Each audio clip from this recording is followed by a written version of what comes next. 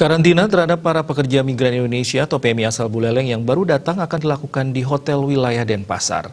Pemusatan ini dilakukan untuk lebih mengefektifkan dan mempercepat penanganan terhadap PMI tersebut. Pemerintah Provinsi Bali mengeluarkan skema baru untuk penanganan para PMI yang baru datang. Para PMI yang datang melalui Pelabuhan Benoa akan dites swab langsung di atas kapal.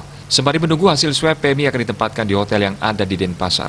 Bupati Buleleng Putu Agus Suratjanda menyambut baik skema baru ini. Menurutnya, skema ini akan memudahkan untuk berkoordinasi dan mempercepat penanganan terhadap PMI. Jika nantinya hasil tesnya positif, PMI akan dirawat di provinsi, namun jika negatif, mereka akan dikembalikan ke kabupaten kota. Para PMI ini juga nantinya akan dikarantina selama 7 hari di beberapa hotel di wilayah Denpasar. Membuat skema baru, yaitu yang datang berlabuh di Benoa, itu akan dilakukan swab di atas kapal, ya.